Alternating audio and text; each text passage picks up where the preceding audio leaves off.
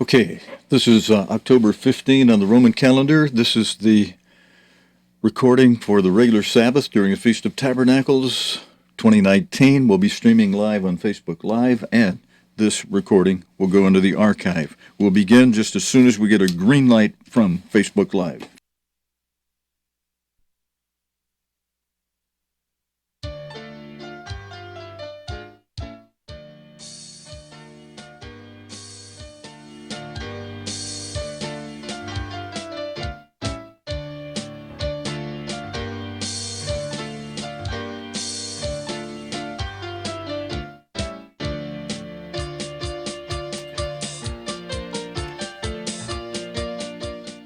Greetings, brethren. Chag Sameach, happy Sabbath, regular Sabbath during the Feast of Tabernacles 2019, and welcome to this Sabbath day service again during the Feast of Tabernacles 2019 for this sixth day of the Feast of Tabernacles. It's the 19th day of the seventh month on the pagan on the Hebrew calendar, and it's the 15th day of October on the pagan Roman calendar. Let me come in here a little tighter with you.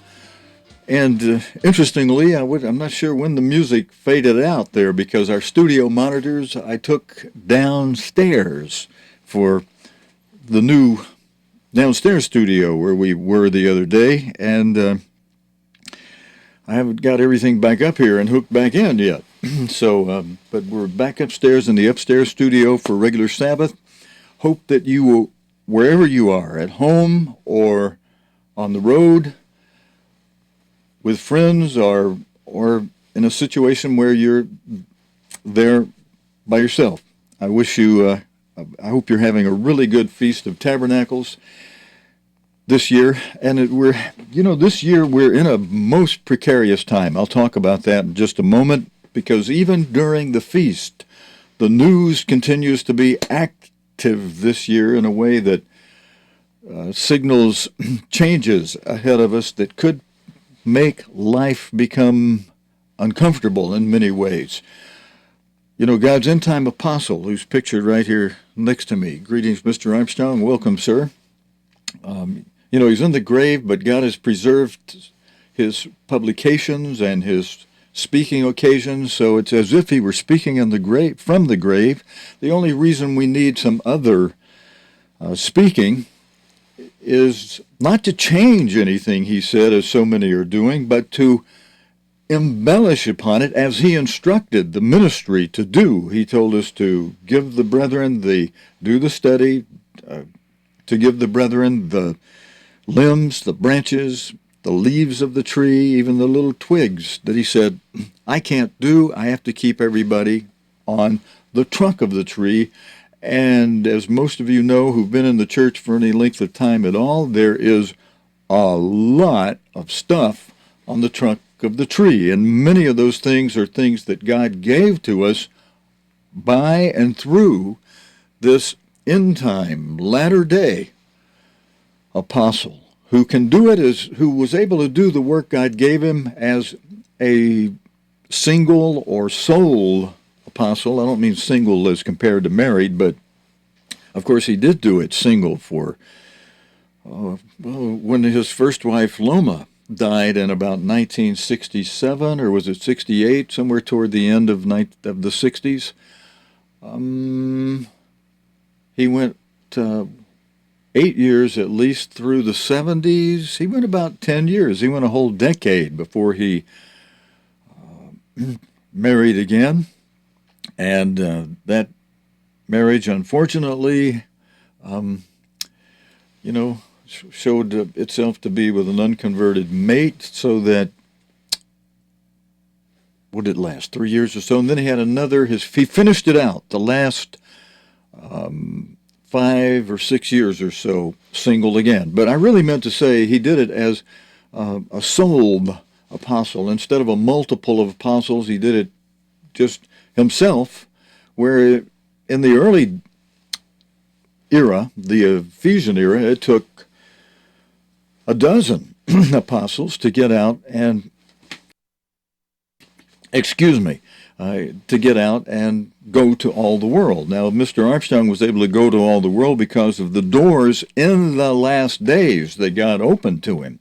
The doors of the printing press for publishing, the doors of broadcasting, radio, and television for media in the form of a person being heard as they speak and seen on television, like we are right here. Let's put the lower third up here for a moment. Let me make sure I've got it correct. Yeah, this is the 15th day of October 2019 for the 6th day of the Feast of Tabernacles 2019. Is the 6th day of the feast. Tomorrow will be the last day of the feast itself, but then attached to it the 8th day of the feast, as it's called, because it adjoins and butts up next to the 7-day week-long Feast of Tabernacles, but actually is a separate feast, the last great day. That'll be on Monday. That'll be the 8th day. I have to admit, even after over 50 years, the other day when I was trying to figure, I was just thinking in terms of 7, like we have for the Feast of Unleavened Bread. But then I said, well, wait a minute, this is why my count's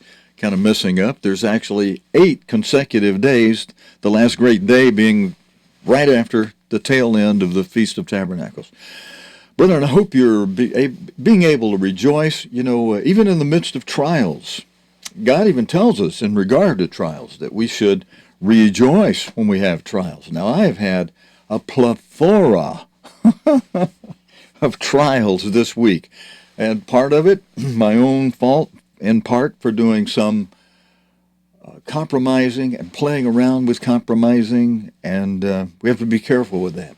Now, I may take as if it were a challenge or a dare and go check out something, because one of the brethren told me the other day, reminded me of something that I said, and I had to say, yes, I did say that, and I had to think it through. And when I say it from here, I ask God to inspire what I say. I even asked one of you out there this morning to give a prayer that God would inspire me so strongly as I speak today that if I were going to say anything that were incorrect, that he would, like the old movie some of you may remember and have seen, called Liar, Liar. And I reminded the person who is a movie buff, by the way, probably saw that movie. I saw that movie, even though I don't go see many movies. Some are just noteworthy. In fact, that movie was noted in church during a service by one of the ministers out in Pasadena. And because in the movie Liar, Liar, the father of a little boy, that father is a lawyer, and that little boy knew his father got so used to lying in court that sometimes at home he would lie, and his little boy would catch him and would be disappointed. And his father, I think, it has been a long time since I've seen that movie, but I think the father had made a promise that he would do something for the little boy. Now, it's a carnal movie of the world. The father promised to do something. I believe this is what the scenario was. He promised to do something for the little boy on the little boy's birthday, and then he had a trial or something come up where his law office required him to be there that day, and he had to break his promise to his little boy, and broke the little boy's heart, something like that. And somehow the story involves around where the little boy prayed that, or made a wish, but, for our purposes, you can consider it as if it were a prayer, that his father would not be able to lie on a certain day. And as it worked out, that certain day was a day that the trial court, on a trial that his law office represented, scheduled a court day with a hearing, with a jury. And the long and short of it, I hate to spoil the punch of the movie for you if you haven't seen it, but for our purposes here, I'll tell you. The man stood up, and he had practiced in his law office the lie that he was going to tell, and he wasn't doing it on his own. The whole law office was behind the lie, and they practiced it together to make sure they all had the same lying story for the court. And, lawyers do that. I had a seminar I gave one time where a lawyer attended it, and somebody said, well, what if the person asked you this? He says, well, I'll just lie to him. I'm a lawyer. You people know lawyers lie or something like that. We're licensed to lie. He sat there and he wasn't joking. I mean, if it was a joke, that would have been one thing. But he sat there brashly saying that's what he would do. And, there's many jokes about lawyers doing that kind of thing, and for good reason. And it's a profession that, excuse me, I believe Mr. Armstrong has said we're not going to see that profession in the world tomorrow. We're not going to have that kind of thing. And even now in the church, if a brother has a dispute against a brother, what are we supposed to do, brethren? We're supposed to go to the brother directly. I was going over that with a couple of fellows last night, and we opened our Bibles to Matthew 18:15 and went through it. And you need to go humbly with a lot of prayer and fasting, and sometimes even fasting behind it, depending on what's involved, so that you truly go in humility. Because, look, none of us are perfect. We all have sins, and your brother may know something that you are doing that maybe even is irritating him. And, brother, hold on just a moment. I'll bring Mr. Armstrong in full screen for just a second while I take care of something. Just stand by about 5 seconds, please. I appreciate that. Let me come back with you. That this cold weather snap that's come in during the feast has kind of knocked some of us for a flip. It sure is nice to be able to have a nice warm bed. Now, for the first half of the feast, I spent it out back in the trailer where some of you know we've got Jameson Woody here. He was baptized on the holy day we call at Atonement, or at One Mint. And during the feast, he's moved into the house. I moved out to the patio area of the house, kind of an outside wing in a way. And I moved into the trailer for my nighttime quarters. But I'm working here in the house, in the studio, upstairs studio today. We were in downstairs studio the other day. I was running back and forth between downstairs and upstairs because we had guests, and we had a screen, a little, it was viewable size screen, but not a huge one downstairs. But we had a screen people were watching downstairs from what I would punch up and play up here. A couple of Mr. Armstrong's sermons. So I'd be able to run back down while he was talking and be with them. And then when he got toward the end, people would see me dart up the stairs and kind of snicker because I'd fly like I was in a track race coming back up the stairs. And even at my age, God still gives me strength. When I'm doing his work, he gives me that Isaiah 40:29 strength. The rest of the time, some of you are perhaps physically stronger than I am, and perhaps, brethren, some of you are even physically and mentally have more IQ than ministers around you might have on physical things and what have you. Or I was going to say streetwise, but after so long a time, a minister does become streetwise too because of you people with street wisdom. They don't actually call it that on the street. They just say street smart, or maybe streetwise, but who have that kind of knowledge. As you come to the minister with problems, he learns about those things. And today we have an interesting ministry because we are scattered, and yet some of the ministers have done what Mr. Armstrong told in principle not to do, especially not to start. We're going to go through some scriptures on that today and comments by Mr. Armstrong just as a reminder, because some of you may be at places where you're at a feast site that a minister is conducting under the name of one of these vanity plate, banana peeling Church of God groups. And even though there may be brethren there and you're having good fellowship, and I'm not going to step on your toes, you who are fellowshipping in that way, but I'm going to go through these things so that you will be aware, and if the minister should tune in, he will be aware of what Mr. Armstrong told us to do in regard to names, and considering yourself a member of a Church of God, a physical corporation or business formation of any kind.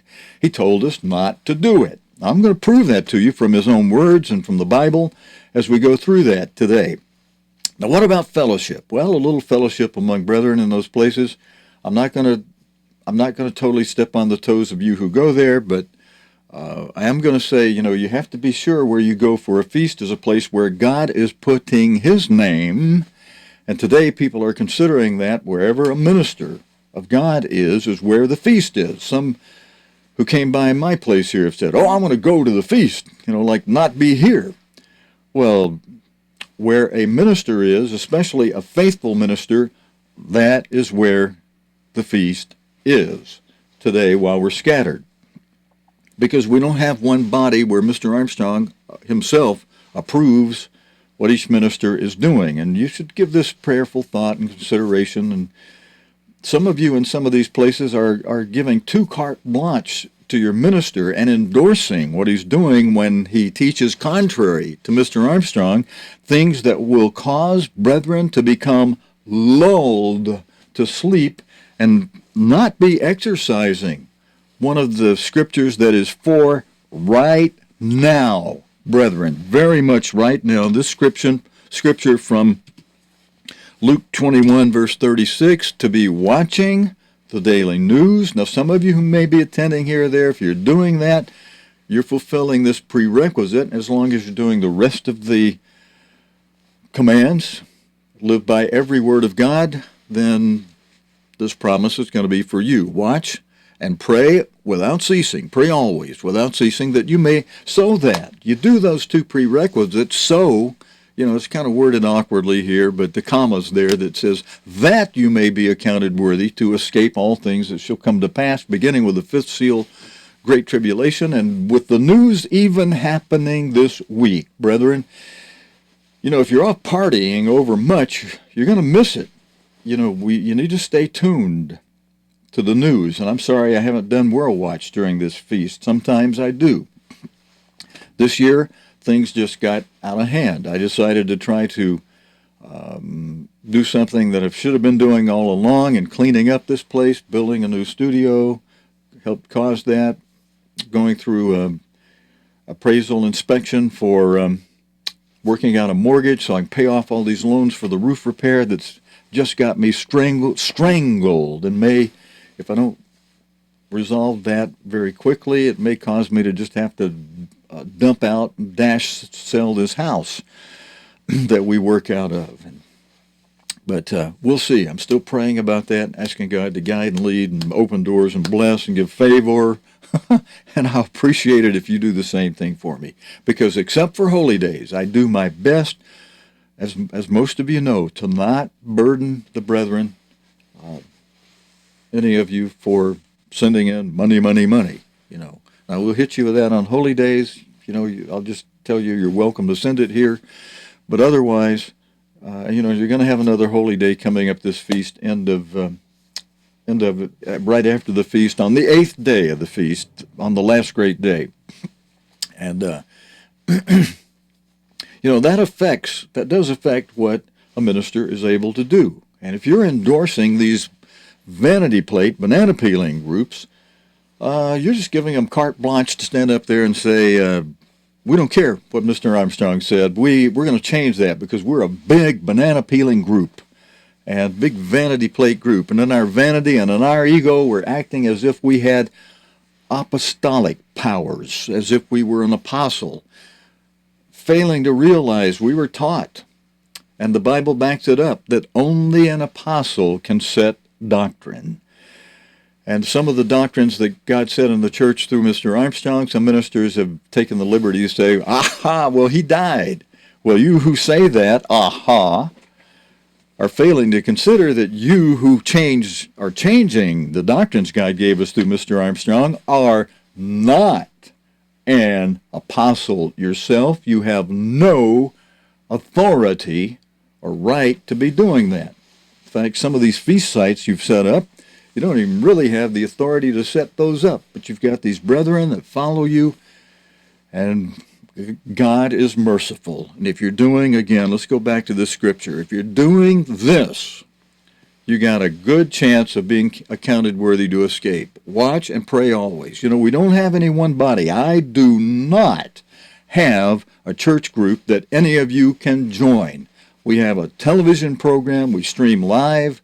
If you're in a situation where you watch from your home, and you shouldn't be faulted, because this is a fellowship, even though it's electronic. It's another open door that provides a means of fellowshipping. Now, Of course, face-to-face fellowship, when you can have it, is prime and is ideal. And that's why I've even said, look, the Sunday, the man Stephen Mumford, who came over from England, Sabbath keeper, and eventually set up a Sabbath-keeping congregation. At first, when he didn't have any other Sabbath-keeping people around him, you read the history, and you see even, history, we have it in some of our broadcast videos. You see that he, at first, to have some fellowship, even fellowship with some Sunday-keeping people. And eventually, some of those people, and his intent was not to go in there and steal that congregation's sheep, but when it's a Sunday versus Sabbath thing, it's not a real church anyway. But, it's a church, but it's a false church. It's a church under that the God of this world is set up. You can say it's a church of God, but it's a church of the God of this world. So you better put the rest of it on there if you're going to call that a church of God. It's a church of the God of this world when you talk about those Sunday-keeping churches. But Stephen Mumford attended with them for a while, and so under that, and Mr. Armstrong never thumbed down on that, not hardly any. He didn't thumb down hardly on it anyway. So when I've said, and one of you brought it up to me the other day and said, well, Stephen, you yourself said you can go fellowship once in a while from here. I did add to that. I encouraged you to not be in fellowship at the same place every single week after week after weeks. And I say that with the thought, and especially in mind, that there are, in most cities, in many cities, there are probably a dozen or more of these different vanity plate groups. And so if you want to fellowship, especially if there's 12, if you spread it, go fellowship. You won't be back to the first one for 3 months if you got 12 or more. If you go to someplace different every week. And they're kind of like, oh, well, they look at you like guest status. And when I go, I don't necessarily go when they're giving the sermon. When I drop in, I often drop in after it's all finished and just say, look, I'm here to fellowship. Not out to steal any brethren. I know for a different congregation, I don't have one that you can join. Now, I might tell people the truth, might get thrown out the door, but I usually bring cheesecake or something. That always makes you welcome. Almost anywhere you go. But now if some of those ministers have watched what I say, they might bring some of their bullies and, scoop me out the door. So that's a situation that, I have that you lay members don't necessarily have. Especially as a minister who preaches, as Mr. Armstrong preached, about the eras and about the naming of the church and what we should call ourselves members of. It's not members of any this or that blankety-blank group. I got a heater I put in here, but I won't operate it while we're on live because it makes noise. I'm going to get it out of the shot background, though. All right, now, again, I prayed that went on with no pre-planned thing, I would say, except I did load these slides up. I hadn't seen them. I haven't reviewed them. I'm just going to take them from the top and go through them that relates to how Mr. Armstrong instructed us we should be calling ourselves in regard to what we are members of religiously. And this is a good day on a regular Sabbath during the Feast of Tabernacles for us to do that. And especially so because some of you who are at various feast sites might tune in here, and it'll be good for you to know what Mr. Armstrong said regarding naming, so that when you get among the brethren, you'll be thinking about it. You might share it with some of your other brethren. Tell them to come and watch this. Tell your minister to come and watch it. And I'm going to remind you that God started with Robert Collins back in 2010, it was, while he was in the hospital with cancer. Mr. Collins tells me, Stephen, that God, while I was in here with cancer, told me when I get out of the hospital to go to that group that I have named. He named a group. He named a name that started with an E.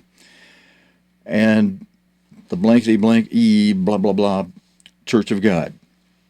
And he told me that God told me to go to them and tell them I have to take the name off the group. I can still minister to them and conduct Sabbath services for them, but I have to remove the name from the group. He mentioned a couple of reasons that God had put in his mind to understand why you shouldn't be naming the group.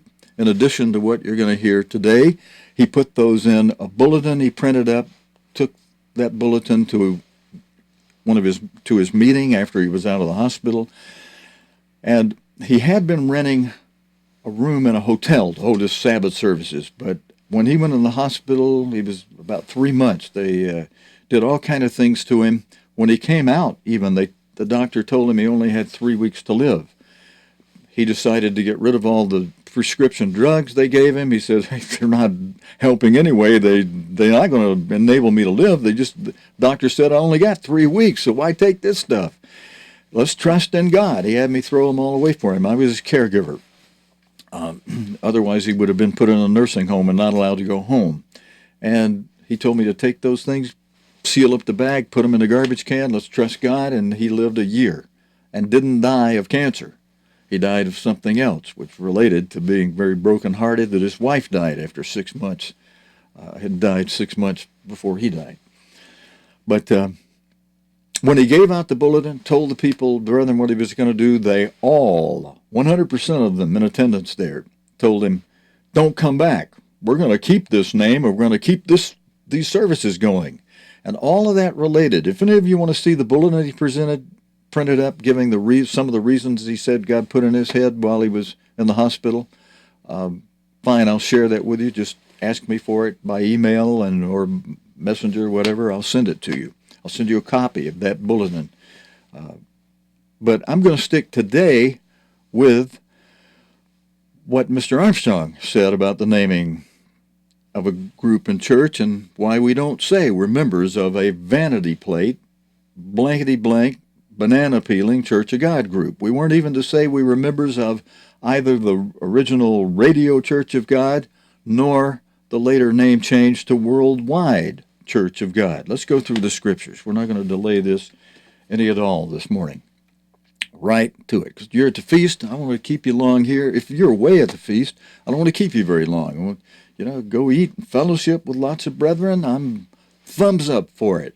And I found that after paying my bills yesterday, I may be able to slip away myself and take along a friend. So if you're listening, be ready to pack up. We might haul ourselves out of here.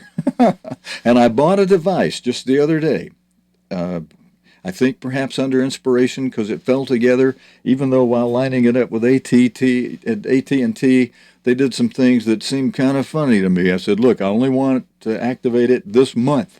I don't want to be on auto pay and all that stuff. Well, you got to pay double for the device if you don't put yourself on auto pay. And I said, well, that's crazy. You said I can do this and buy it for that and only have 1 month on it and not a plan but a prepay and not keep it going. I don't like having a phone with me all the time. When I go out, I like to have some peace of mind, and I take calls from people when I'm here. I dealt with one last night that I actually was happy to be involved helping a person in an abusive marriage situation that is much more extreme than I can ever imagine. Listen, God gives me strength, when I deal with things related to brethren. But now I did get in the crossfire this past week in a way that I did a couple days fasting already this week, just because the devil is so after us, brethren. He's wanting to trip us up, as Tom Williams wrote in the letter. The devil knows he's got a short time, and one of the reasons for the delay, as Tom Williams, the big long delay since Mr. Armstrong died, before things started really rolling recently in the Four Seals. I mean, where they're rolling in a way that show the seals are blooming and blossoming. Let me come back, talk about that later. Let's get into these things I said we're going to get into. Now, this first slide says, Mr. Armstrong was pointing out in one of his, I see I got that not adjusted correctly. I got that adjusted for a sermon. Well, let's come back over to this screen, because you can read it right here. I did all that. I got I got a recording of Mr. Armstrong speaking, and I'm going through something that's a different width, so I have to adjust it. I need double shots. I got to create these shots double. All right, we'll work on that. But this first one says the original church. I can adjust that real quickly, and I can adjust it back. Let me do that so you got a good, nice full screen shot. Or hold a second, just a second. Let me check. I sometimes have to do this while we're live. Okay, I can go to this shot, and we can do it full screen and see the whole width of it. There we go. Okay, we got one. All right, this first one says Mr. Armstrong was pointing out a reason why he had to select an adjective, and he selected the word radio to put in front of Church of God because, as he pointed out here when he spoke on this, and originally in 1956, the first time he spoke on it, it says here that, reading at the top, the original Church of God Incorporated came into being in 1917. I'm going to go ahead and bring that full back screen, but you can just read it. I don't have to point at it. I think you can see it. The original Church of God Incorporated, I wanted to emphasize that incorporated part of it, with just Church of God Incorporated, no adjective in front of Church of God, just plain Church of God as an an incorporation, came into being in 1917. Brethren, that's a good almost 10 years before God called Mr. Armstrong, and then for 7 years he and his wife kept the holy days by themselves, and then in 1933 when God opened up the Philadelphia era of the church with 19 members from the little schoolhouse meeting, Furbit.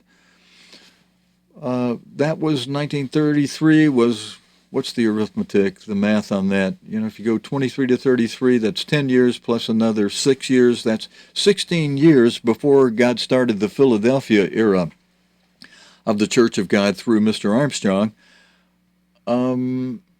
The original Church of God, part of the Sardis era, had incorporated as Church of God. No adjective. So to make a distinction, and they did that, Mr. Armstrong said, when the Church of God in Chattanooga, Tennessee, led by Joseph L. Scott, separated from the Cleveland-based church. So we got that note. There's some footnote with it that explains why, as Mr. Armstrong was explaining, why he had to select an adjective for the corporation naming of the church. Now that, he's going to go on and tell you, though, you don't call yourself a member of the corporation. He made it, after learning some lessons, he made it a non-member corporation, and he played a little trick on us in the 1980s that I'll tell you about in a moment. But let's go to the next slide. All right, there's one that I'd done some time ago that just simply illustrates what's happening when the head of the church gets lopped off, the physical head I'm talking about. Mr. Armstrong died. Mr. Tkach, his replacement, who could have been faithful, but then you have to ask the question, did God know this already? Could Judas Iscariot have been faithful? God knew what he was doing when he selected Judas. He needed somebody to betray Christ.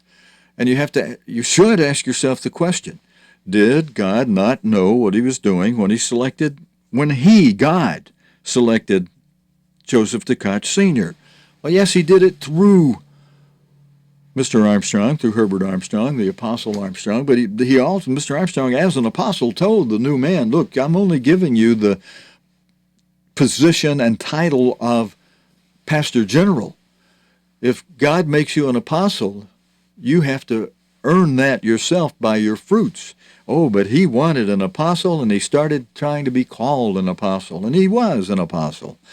But, unfortunately, there's a true apostle and there's a false apostle. And the false apostle, the head of the church, who was not really an apostle, he wasn't given that title by either God nor God's servant Herbert W. Armstrong. He went apostate, turned the church on its head, as if it were tried to. He tried to turn the church on its head, but he wasn't really successful at doing that, because many of you brethren continue to keep the Sabbath. You continue to keep the annual and weekly holy days. We'll go back to what Mr. Armstrong said in the slides I have printing out the words he spoke in a moment. But while we have a moment, I'll just go through this slide. Mr. Armstrong had one arm, that was our physical corporation for our corporate finances and tax paying and holding assets, etc. But none of us, except the 12 board of directors, were ever members of the worldwide or radio Church of God. And he told us that. You'll see that in these slides in a moment. But I put some plungers off the side of what is the body of Christ, as if they were arms. They got arms stuck into the plungers, and I got different little heads of those arms with all these different, I've got initials standing, but I'm not using any to identify any of them in this graphic. To kind of semi-represent, got to multiply each one of these by 100, There's over 600, some people say over 1,000, blankety blank, this or that, banana peeling, vanity plate Church of God groups out there. And these arms that represent all those different named groups. This is the body, and I ask at the bottom of this slide, I cut this bottom off just a hair here. Maybe I can, hold on a second. I'm gonna reposition that so you can see the bottom of that, because I think that's worth seeing fully. Let's see, where is that one? Is that on the main here? I think it is. Just one second. I can change it and make that bottom part go up a little bit, like by doing this. There we go. And the question being asked, you can see at the bottom, is Christ so divided to have all these different arms? Now, hopefully, brethren, this will get you to thinking, oh, yeah, well, I call myself a member of this Church of God, vanity plate, blankety blank, banana peeling group. Oh, but I call myself a member of this one, and I always attend this one. Somebody else over there on the other side, they always attend that one, and multiply it times 100. Because there's that many, call them splinters or whatever, but they all are banana peeling, vanity plate Church of God groups. Don't some of you love me when I do this to you? But it's not me, brethren. I asked God to inspire my speaking today, and I've got at least one of you out there I asked to pray that God would do so in an extreme way. And I hadn't planned to do this, but after asking that, I got the idea I'm being given the words to speak on this and to speak strongly on it. Let's go to the next slide, where Mr. Armstrong, this is quoting him, and I've played the audio from 1956 when he first spoke on this. I was present in 1980 when he did it from the auditorium. In 1956, he's talking about either the Armstrong movement or the Radio Church of God. Let me bring it full forward. I'll read them off to you what he said. And if go back in our archive and look for where we're talking about this subject, and you'll hear the tape I played in the past where you're actually hearing Mr. Armstrong say these words. And by the way, when anyone asks you, he's talking to brethren in the 1956 Feast of Tabernacles, and by the way, when any ask you what church do you belong to, how many of you say, well, this Armstrong movement? How many of you do?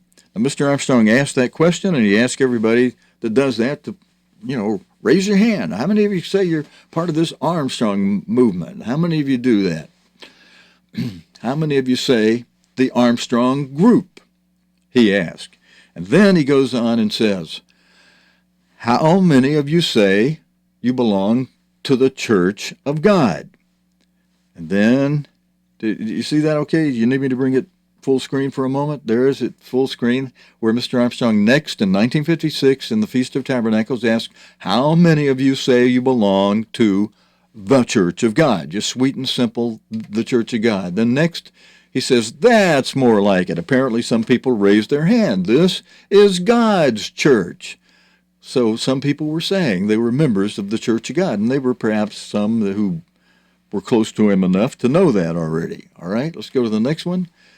Now, for all regular purposes, Mr. Armstrong went on in the 1956 audio and the Feast of Tabernacles and said, this, for all regular purposes, do not just say Radio Church of God. At that time in 1956, all the way up through 1968, the corporate name of the church was Radio Church of God. But Mr. Armstrong said, for all regular purposes, do not just say Radio Church of God, that you're a member of the Radio Church of God. He said, it's the Church of God. Then, next he said, the corporate name is Radio Church of God. And that's only because others had it. Others had the name Church of God all by itself. Others had the name Church of God that we feel didn't rightly belong to it, to those others who have it, to the group in Chattanooga, Tennessee that from 1917 on has the corporation name Church of God Incorporated locked down. So Mr. Armstrong couldn't form a corporation called Church of God. He had to put an adjective with it. And unfortunately, too many of you ministers out there learned that, and now you've created mass confusion out there among the world. God has one church, doesn't he? No, he has 1,000 according to you ministers. That's contrary to Scripture. Some of you need to think about it. You need to take that name, that banana-peeling name off your group, your people that you minister to. And if you follow the principle, Mr. Collins, you can still minister to people who voluntarily come to you. But he said, don't be calling it a name. Don't be saying you're members of some corporate name. And then he goes on and he says further, let's see, is that a repetition? He said, the corporate name is Radio Church of God, and that's only because others had the name Church of God that we feel didn't rightly belong to it, to those others who have that name. And then Revelation 3, verse 1 here says, and unto the angel of the church in Sardis, which has that name, Church of God, Inc., these things saith he that hath the 7 spirits of God and the 7 stars. I know your works, that you have a name, that you livest and art dead. So you who have the name Church of God Incorporated all locked up since 1917, part of the Sardis era, God says you've got a name that you livest, but he says you art dead. And you forced Mr. Armstrong with a church that is alive, the Philadelphia era that God built up. You and me, through Mr. Armstrong, were evidence of Mr. Armstrong's apostleship because that's one of the evidences of apostleship is the brethren who are called to the true Church of God and have God's Holy Spirit and are led by that Spirit. Brethren, just because you were baptized, had hands laid upon you, and were given God's Spirit, you're only given a very small amount at baptism. You've got to exercise it and exercise it rightly for it to grow, or the consequences will be very, very serious for you.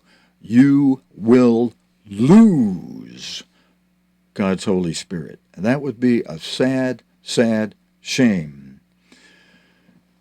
Now, if you feel like you need to correct someone who's older than you or someone in the ministry, you should be taking a very careful look at 1 Timothy 5 and verse 1 that tells you to rebuke not an elder, but entreat him.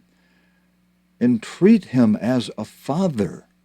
You wouldn't be shouting at an elder, raising your voice, being indignant. You would entreat him like a father. You feel like he's wrong, you would ask him, sir, do you think that's right? And then pause and listen. Don't start throwing all your might and fist and fervor on him. Just listen. And when he's finished, you can say, well, I disagree. And if you're doing it respectfully, you might resolve something. He might find out he's wrong, or he might help you see where you're wrong if you would let him. If you were doing it right, where you go through things point by point.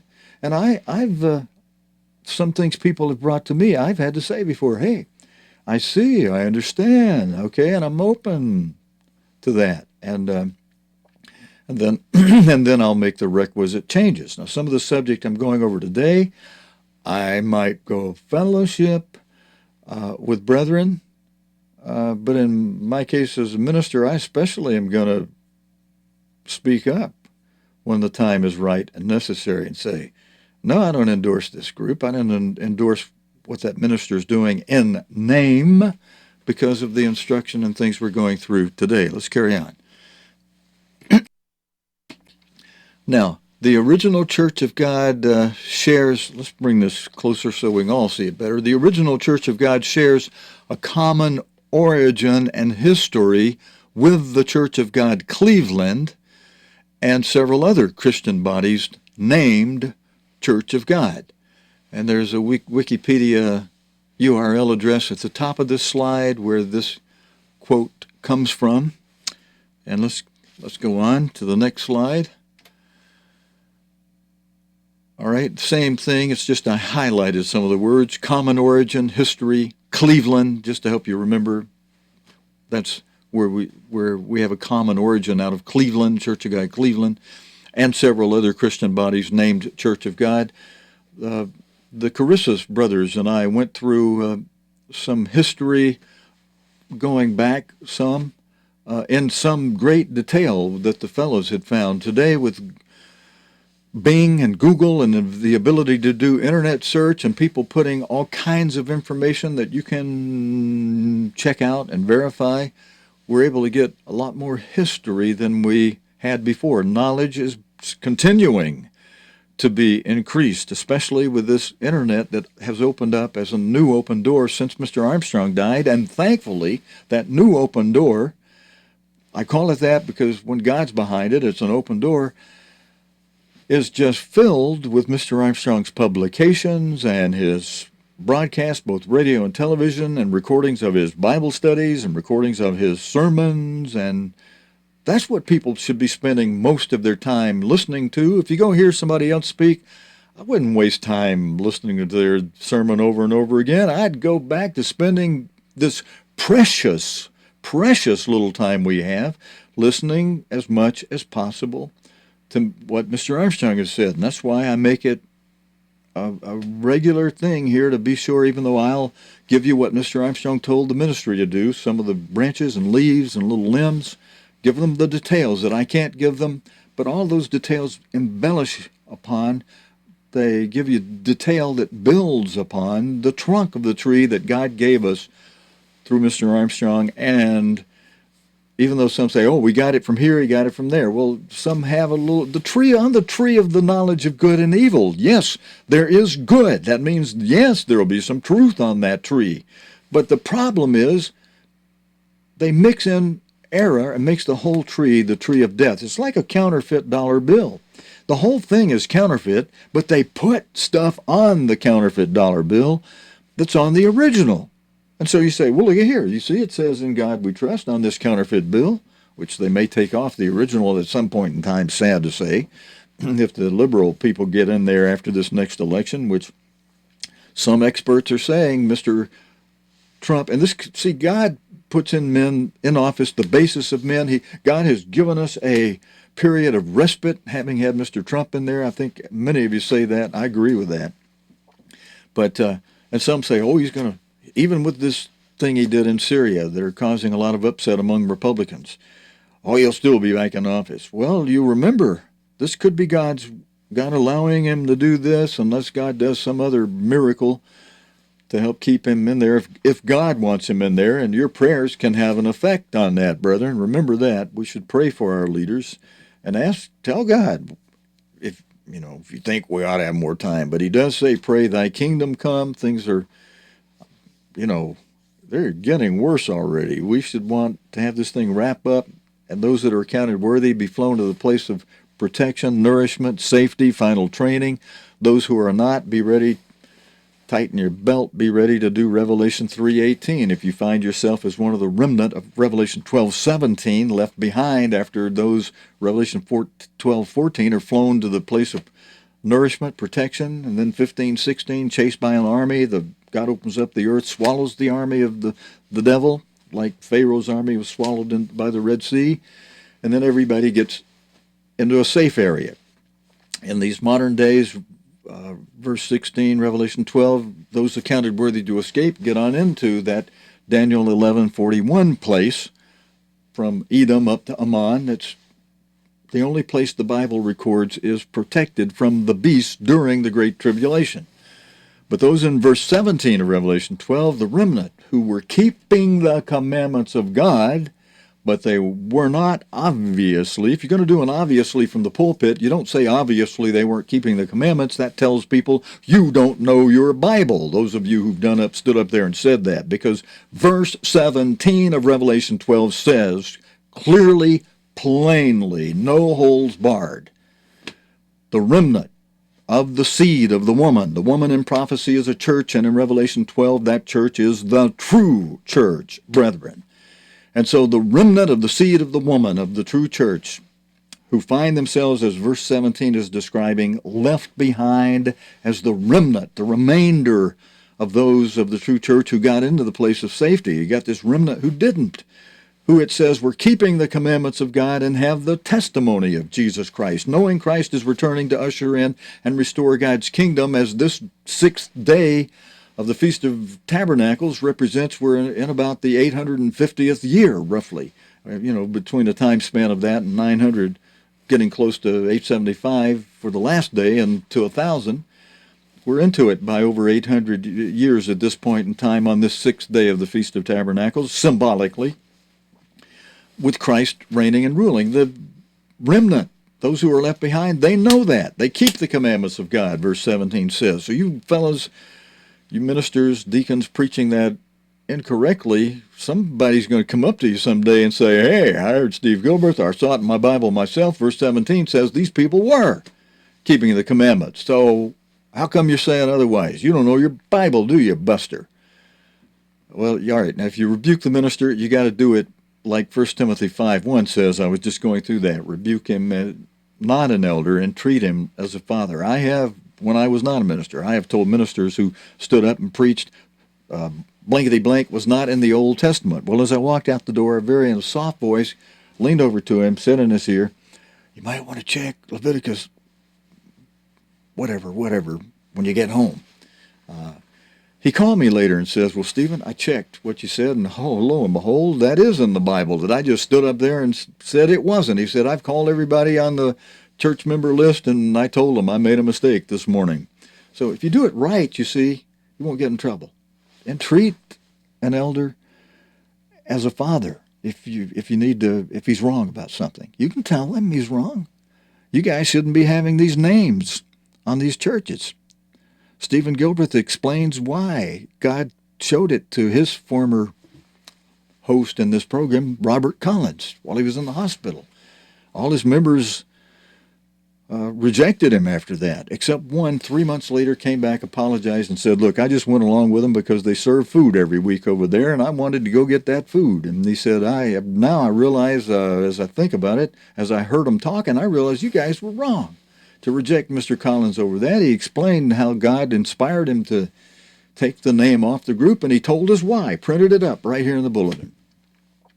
And then when you learn these truths about how we shouldn't be calling ourselves Radio Church of God or Worldwide Church of God, that same principle applies to all the splinter groups, all the vanity plate, banana-peeling Church of God groups out there. You're just totally, absolutely violating the principle Mr. Armstrong's giving us here in this, and having set yourselves up as if you were the continuation of Mr. Armstrong. You're not.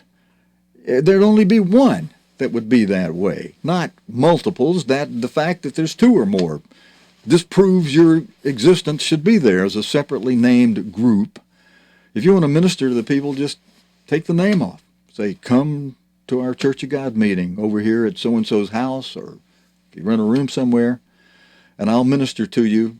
It'll be voluntarily, but we're not going to have this big group we pretend to be the continuation of the work of Mr. Armstrong that Mr. Armstrong explained.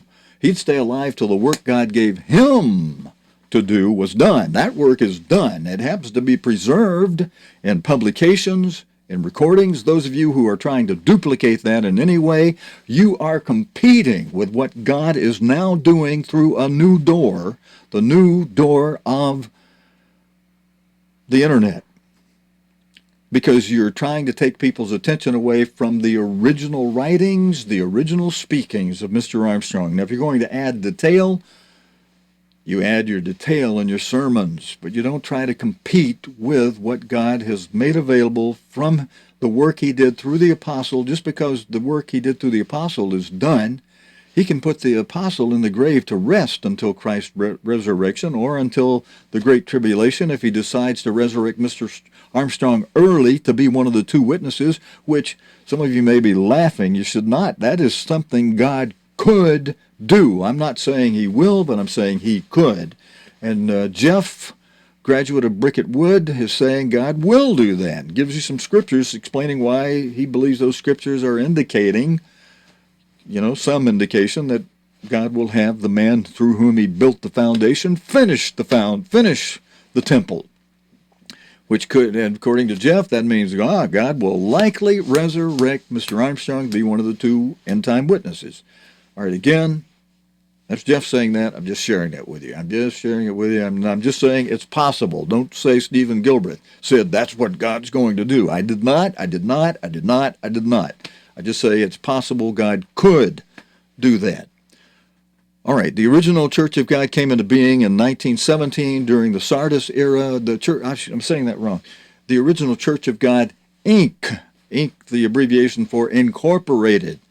That corporate name, Church of God Incorporated, Inc. here, came into being in 1917. We said this earlier, but I'll repeat it. When the Church of God in Chattanooga, Tennessee, led by Joseph L. Scott, separated from the Cleveland-based church. Okay, now Mr. Armstrong tells us we actually stem from the Cleveland-based church, the present church. So this group that went ahoy, that went AWOL, which is what a lot of the splinter churches today have done. They've gone AWOL, with naming themselves. But he says that group that incorporated the name Church of God in 1917 had actually separated from the Cleveland-based church, which Mr. Armstrong recognizes as what we stem from, the Cleveland-based. So this group that went off to Chattanooga, Tennessee, they grabbed a name, Just Church of God, Inc. They tied that name up. And those of you creating these vanity plate, banana peeling names, you're doing the same thing this church in Chattanooga, Tennessee has done. Can you not see that? Have you fasted and prayed about it? I mean, not fasted and prayed where you're telling God what you are going to do, but where you fasted and prayed and you humbled yourselves, you spent an hour in Bible study, an hour in meditation, an hour in prayer. While you're in that meditation, God may put the answers in your head, and you may want to try to run to the window and jump out or, run away from it. But God's going to prick you with the right answer, and it's going to be the same answer he gave Robert Collins. Go take the name off, the vanity plate off your little church group, your little group of people that are voluntarily assembling under you. And you may suffer the same thing he suffered, unless you can educate your people first. They may all reject you and try to tell you, no, we're keeping this name. We paid lots of money to Ray Wooten for it, and made a deal where he could still keep the name in the local Birmingham area where I am, but then the rest of us got it, and we paid money for that. So we're keeping that name, Bubba. All right, now, let's see, what else have we got here? The body's use of original, in parenthesis, reflects the belief that it is true to the original faith, purpose, and practice of the Church of God movement. The church incorporated in 1922, Ridgedale Theological Seminary, was founded in 1925. All right, let's see that again. The church incorporated in 1922. The Ridgedale Theological Seminary was founded in 1925.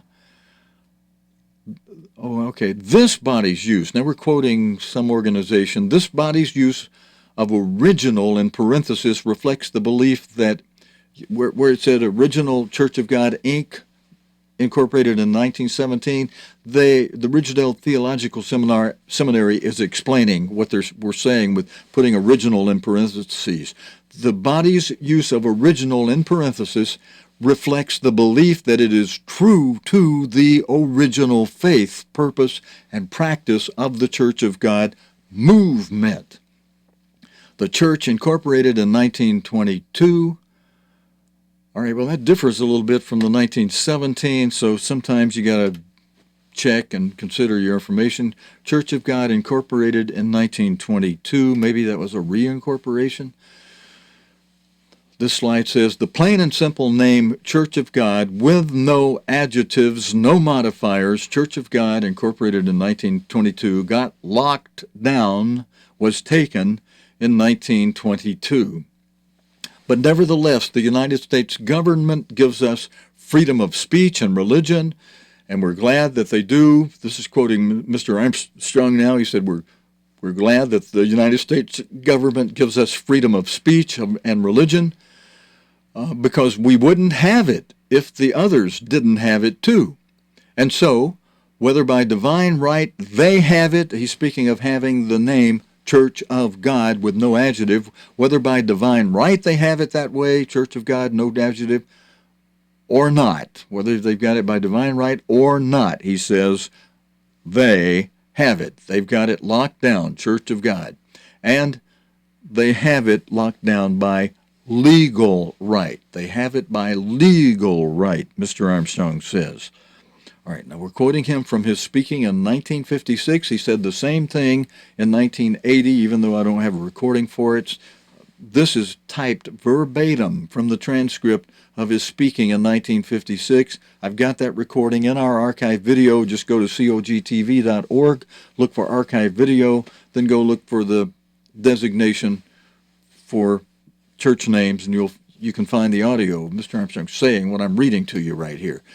Then he went on to say, and they have the name Church of God, and we couldn't use it. Again, by legal right, they had the name with no adjective, Church of God, with no adjective, locked down since at least 1922 and maybe even 1917, according to another source.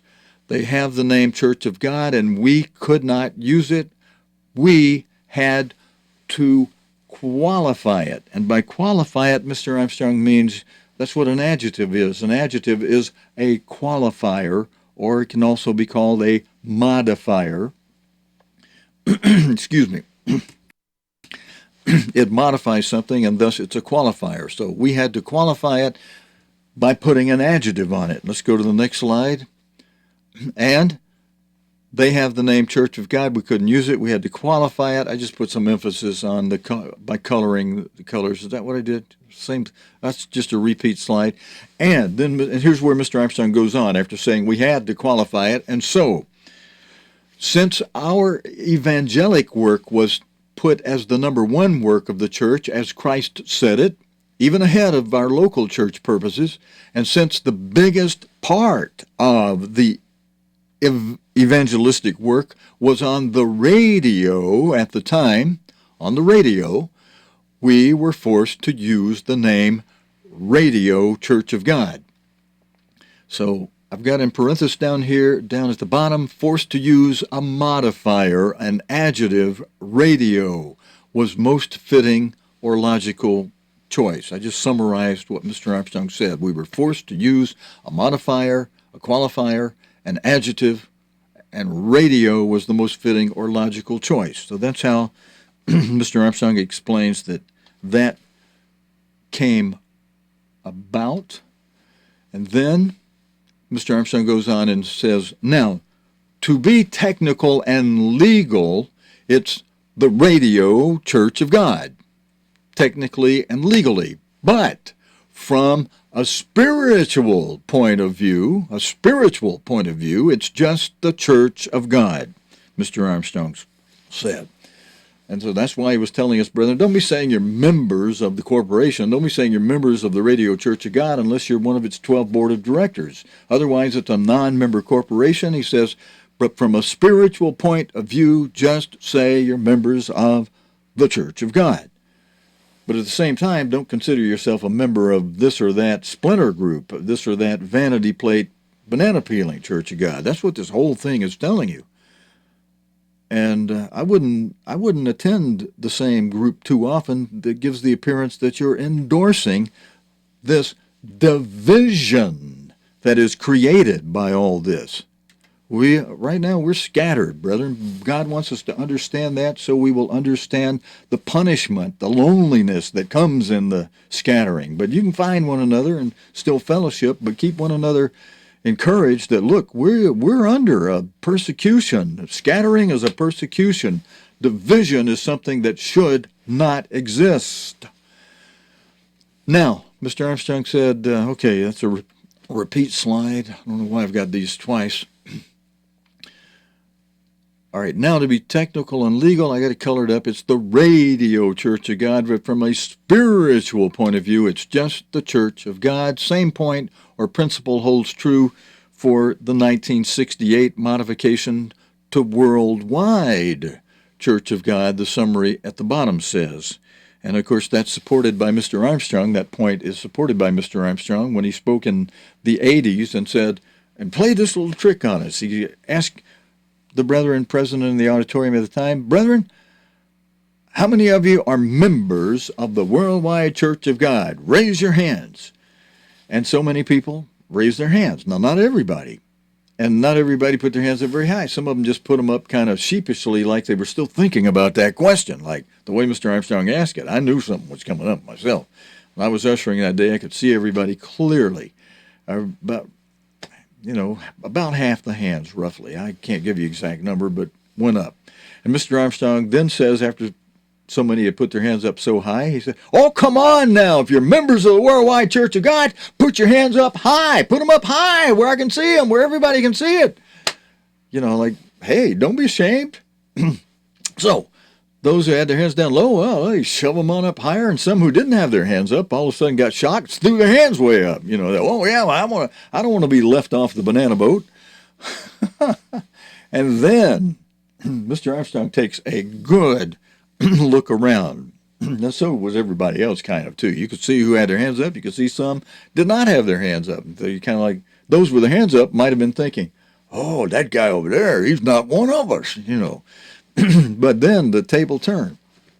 Mr. Armstrong told everybody, he said, brethren, I just took a good look through the audience, and he says, not one of you are members of the Worldwide Church of God. He said, everybody put your hands down. Everybody with their hands up, not a one of you are members of the Worldwide Church of God. He said, I just checked to see if there were any board of director members out there in the audience, and he said, I see none.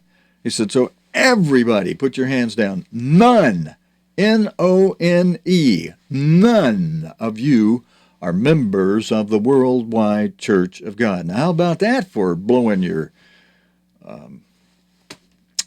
vanity plate or blowing your ego? Oh, I'm a member of the Worldwide Church of God. Some of you will say, I'm a member of the ABC or the XYZ Church of God. You remember this? You need to remember this principle. If you haven't heard Mr. Armstrong say it himself, look in our archive video and look for the name change thing. And we've got the recording there for you. Now, let me see if we got anything else in these slides. Okay, Mr. Armstrong goes further yet in 1956 in his speaking and says, now, if anyone says, oh, you're a member of this Church of God over here, so-and-so, Anderson, Indiana, or some other place, Mr. Armstrong said, he said, then you have to say, no, we have no connection with them. Our corporate name is Radio or Worldwide Church of God. You can say that, he said. But brethren, don't be misusing this. Don't try to substitute in this vanity plate, banana-peeling Church of God group name that you like to attend every week, that your minister set up as a part of a grab the flock tactic, separating and causing division among the brethren and confusion to the world. Because if one group had done it only, and you could see, oh, well, God's hand's in this, that might be one thing. But since more than one has done it, that alone, just two would tell you, there's a problem here. I'll share with you before we go on and tell you the rest of what Mr. Armstrong said. I had a roommate some years back in California, in Pasadena, who went along with one of the early splinter vanity plate Church of God groups that later changed its big name, worldwide type name, because it had problems with its board of directors. They told him he was wrong about some things. He just got rid of them, chose another name. um, but my roommate kept saying, you ought to get out of that wacky worldwide and come over here where I am. But he made a mistake one day. He had a second person there with him, but they were not of the same vanity plate group he had called himself a member of. They went to another one of the big ones that started up. And so it's like two brothers that argue between themselves. They get a common enemy, and so they decide they team up, attack him. But they made a mistake. I was aware that each one of those two guys attacking me were in different groups. Both of them telling me, you need to get out of that wacky worldwide. And I used to tell my roommate, I am worldwide, even though Mr. Armstrong told us don't say we're members of it, but the way they were using it, get out of away from the pastor generals, what they were really saying. And here's what I said to them to illustrate why I didn't jump ship prematurely.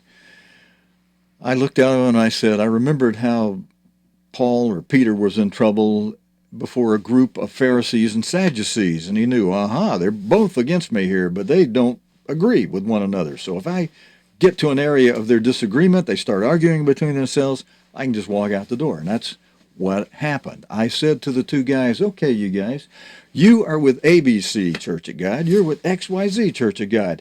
Which one of your two groups should I decide, as if it wasn't something God inspires you to do and tells you, hey, it's over here, go here.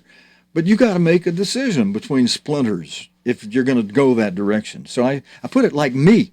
Well, how do me, carnal me, decide without God? Which one of your two groups do I decide where God has handed the baton? And since they both were claiming they had the baton, I went and heard them. I heard the one group, I heard the man from the other group. One group they vote for their president. He has to do what the Council of Elders tell him, or they replace him. The other guy had one man. He gets rid of his board if they don't do what he says, and he's got himself right at the top of it. But he claims he got the baton. They claim they had the baton. They both can't have the baton. So I said, all right, which one of your groups do I decide God has given the baton to so I know where to go? And whoa, Nelly, just like in the temple where the Pharisees and the Sadducees started fist fighting one another over, who was it, Peter or Paul? I forget. But one of them was wise enough to throw that question at him, and the Pharisees and the Sadducees started arguing between them. He was able to slip out and be safe. And I was able to do exactly the same thing. As they got to arguing, I just grabbed my briefcase, walked out the front door, went in town, had some soup or ice cream or something until they got through fighting one another, came back home, and just my roommate was home. I don't know who won the battle. I didn't ask. But Mr. Armstrong says, now, if anyone says, oh, you're a member of this Church of God over here, so-and-so, Indiana. Okay, I already covered that slide. We got that one repeats again. Let's go to the next one. Now, he said you can explain when we used to be under the corporation when it was not apostate. But you wouldn't want to say that now? You wouldn't want to say our corporate name is Radio or Worldwide Church of God because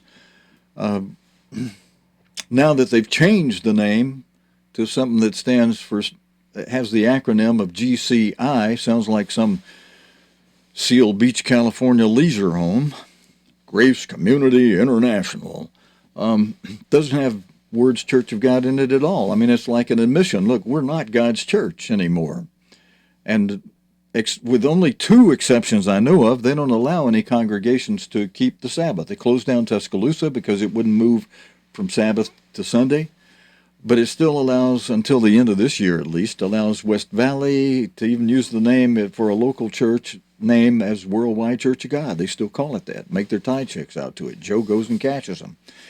And Glendora, they still are able to meet on the Sabbath. But most other congregations are told they can't do that. And the new president, who's supposed to be coming in over GCI end of the year, has stated that they're going to make anybody still keeping the Sabbath walk the gangplank.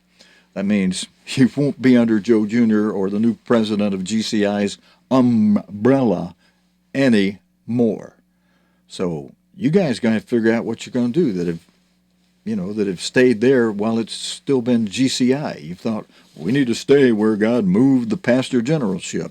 As the pastor generalship turned apostate, you stayed there. I'm not going to step on your toes too hard. You're going to figure that out though when they put you on the gangplank by end of this year if they keep their word on what they said they're going to do. That's GCI I'm talking about. All right, now, what this slide asks, what can you say today other than the Church of God today is scattered? What can you tell people if they ask you, well, what group are you under? Well, the Church of God today is scattered. That's it. That's the short and sweet answer to it. It's not the ABC Church of God, because that's not the whole Church of God. It's not the XYZ Church of God. All that causes confusion. Naming it. Mr. Collins was told by God, he tells me, to take the name off that group. He called it the Everlasting Church of God. God didn't like that. He said, well, I'll show you how everlasting it is. Have you take the name off there. But and he did it. But see, Mr. Collins went along with that. Now, that doesn't mean that was because that name was offensive to God. No, so is every other one. The principle is exactly the same. A vanity plate. That was part of the explanation that God gave Mr. Collins. And it creates egos and striving for offices within the groups that, while we're scattered, God's not in it. What can you say today other than the Church of God is scattered? Let's take a closer look at this slide where I've offered some suggestions. Well, we're scattered abroad. We're scattered worldwide is the phraseology used in Acts 8, but that's not a corporate name. You wouldn't be saying, I'm a member of this Church of God Scattered Abroad Corporation. And to prevent anybody from doing that, Mr. Collins tied up that name under his corporation bylaws and articles. So he's already got the prior rights to those names from Acts 8. However, he didn't set up a membership thing with those names. He just locked it down so that, bright-eyed, bushy-tailed ministers wouldn't go and start a member group by that name.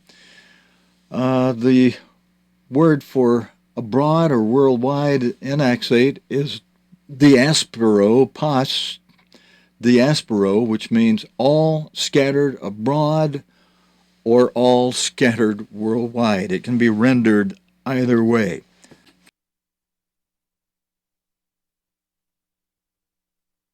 All right, brethren, and then the next slide asks this question. And if I'm stepping on your toes, just remember, I ask God to inspire every word I'm saying to you. I've asked at least one of you to ask that in an extreme way today. And this slide says to us, do not the multiplied banana peelings, the splinters, not only confuse the world, but also cause brethren to overlook a fact that we've been scattered. You've got your little local group over here, and or not your local group, but you got your little named vanity plate group, and it has congregations all over the nation for some of the bigger ones. And you say, we're just carrying on like we were when under Mr. Armstrong. No, you're not. You only got a portion of the brethren. Other minister under another name's got another portion of the brethren. Just like Mr. Armstrong said, the ministry would go out and see how many members it could scoop up under them. But now, the principle, as Mr. Collins put it, you can voluntarily minister to brethren. You can minister to brethren who voluntarily come and sit under you. Just tell people, I'm holding a meeting over here. Independent, not part of any big named group. And we don't need to be replicating the work that God did through Mr. Armstrong, which is a finished work, preserved and available more than it was available when Mr. Armstrong was alive. You can get it on the internet, Bing, Google it. Publications, recordings galore. But God says, but the doing of creating banana peeling vanity plate groups also caused brethren to overlook a fact that we have been scattered, a form of punishment and of trial and testing by God, But if we miss the point, let me go ahead and bring it full screen. We're right in the middle of this. But if we miss the point of the test, do we not fail?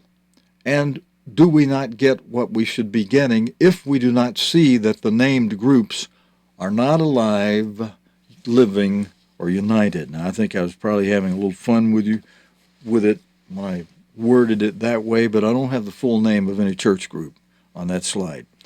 So I poked a little fun at some of you. But still, the principle should remain for you. We are scattered. You trying to make people think or believe we're not scattered, you're making brethren miss the point. We're scattered. That is a form of punishment and trial and testing. And sometimes it becomes a very lonely form of trial and testing. Now, this slide asks the question, do not the multiplied banana peelings, the splinters, not only confuse the world? Okay, we've said that, and we'll just add a summary at the bottom. By those or any other name, none are of God, who is, I can't read that here, who is fitly framing its people into one church and one holy temple, now scattered, that he will bring together in the place of nourishment. And then we've got Luke 21:36. And it says, it bring you together in the place of nourish, if you're performing the watching and the praying always of Luke 21 and verse 36. All right, so that's what that's saying at the bottom. We will be united again in the place of nourishment. We need to hunker down, brethren. God does want to wrap it up. The news this week gives some indication, as I spoke extemporaneously from Blue Creek, Alabama yesterday with a little portable device, walked around with the streams. That's in the archive on yesterday's date.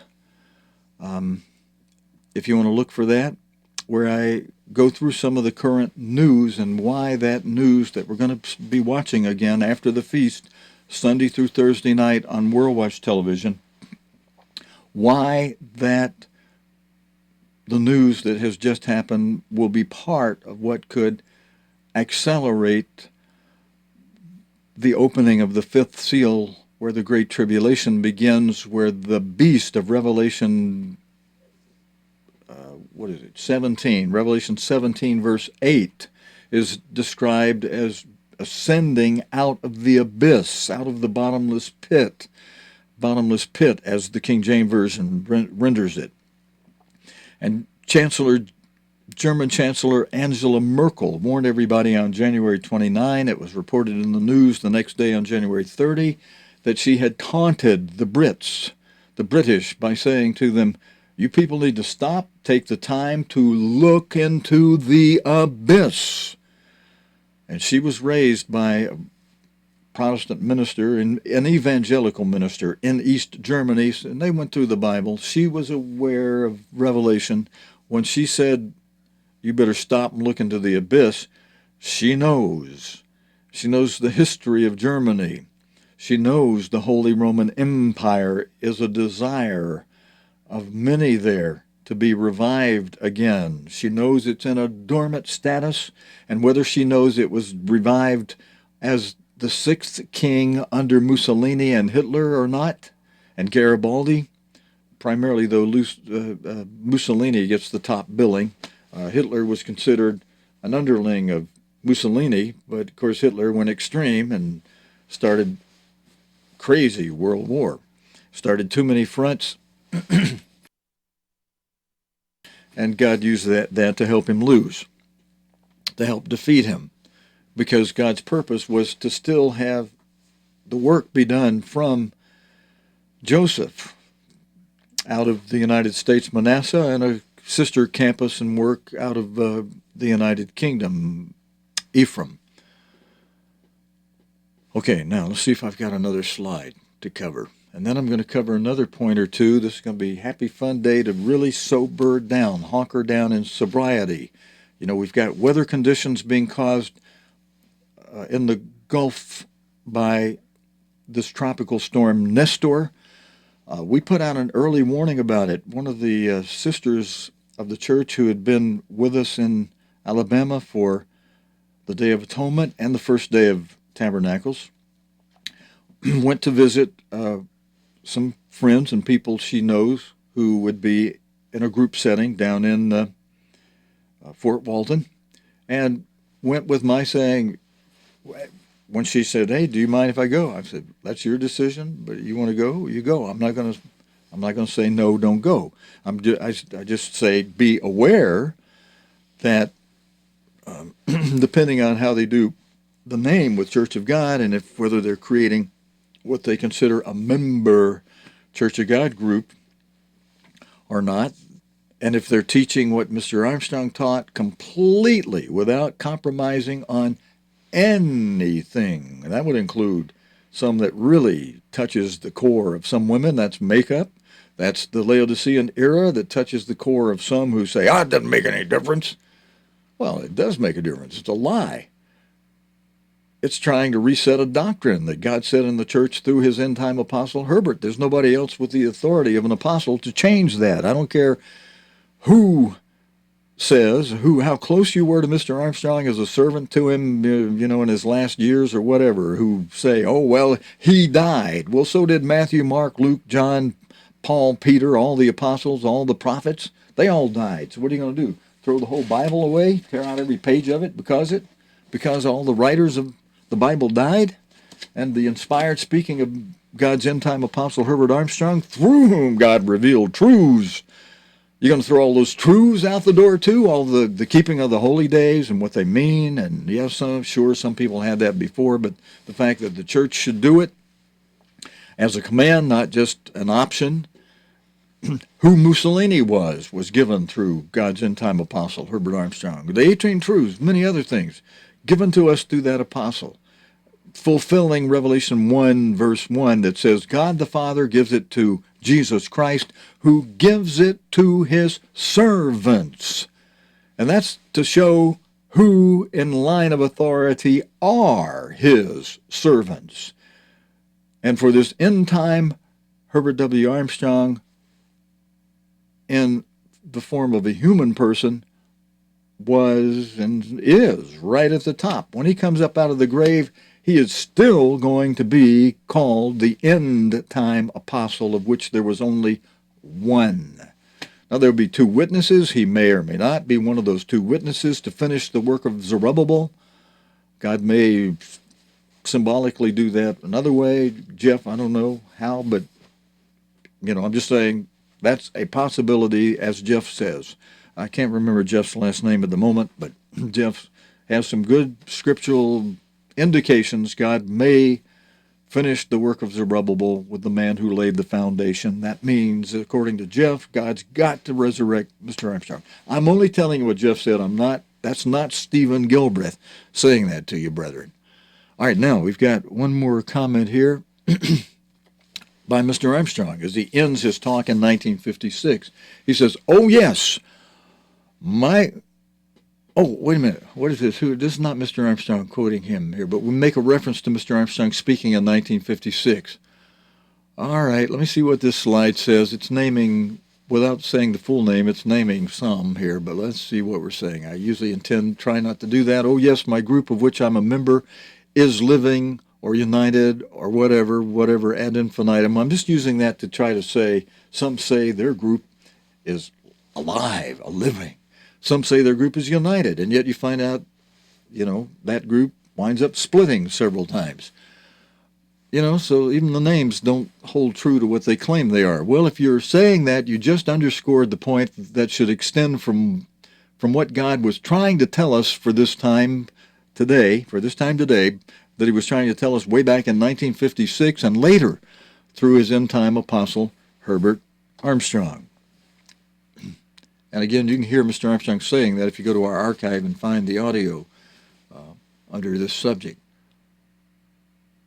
Now, here's something else I think I wrote that says, not only should a member of the body of Christ called to the spring harvest should not be calling himself or herself a member of any named denomination or organization of men, None of us who were not on the board of directors were ever members of the radio or worldwide Church of God, a non-member corporation, but should understand that we are now scattered and should be diligently doing Luke 21, verse 36. Or as I put it here, we should be diligently Luke 21:36ing, watching the news that relates to the daily four seals that are very active now, and praying always, praying without ceasing. I've told you many times, you look up the word always in a good Greek English lexicon, you find that it means praying without ceasing, praying with all your heart, praying with all your soul, praying with all your mind about the people affected by the daily events of the four seals. All right, and I'm just thinking of something I should be gentle about. If I got onto any of you regarding, like, you've been in the church a long time, it's what a friend of mine said the other day when he heard that somebody didn't have second tithe. He said, well, how long they've been attending? He said, ever since I was a kid. We all knew, even though we weren't baptized, we keep set aside second tithe. Now, you got to be careful if you do this, because the person I mentioned this to that I upset, I had to apologize for my methodology of doing it, where I wrote it and came across sounding harsh, I think. I didn't mean it that way, and I should have told the person that said that to me, that said he should be doing this or that. I should have said, well, you go tell him then, because if you believe he should be doing this, he should have been keeping it already. Because he said, as a kid, we knew we had to keep second tithe, even though we weren't baptized. Well, look, somebody else may not know that yet. And if they explain, hey, somebody didn't tell me, you need to tell me. So you tell them. You tell them in a nice way, and especially if they are desiring to be obedient, then that's all you should need to do. Just tell them, well, next year, be sure you set aside each month, and then you'll be doing what God says do. You'll be able to keep the feast in a manner you might want to more exuberantly keep it. But sometimes somebody that's new to it, those who are able to help out, some do and some have, and it's more blessed to give than receive, and even the receiving part can be a blessing as long as you don't work yourself into a permanent form of mooching. But if you're in a situation where you're in trouble, somebody helps you out, you can receive it gratefully, and of course you should receive it humbly, and the person who gives it gets the greater blessing, because it's, as God words the wording on it, it is more blessed to give than receive. And of course, don't be using that scripture to go around with your hat out as you get on the street and start begging, hey, it's more blessed to give than receive, fill my hat. We can have a little fun with that. Some do, some have.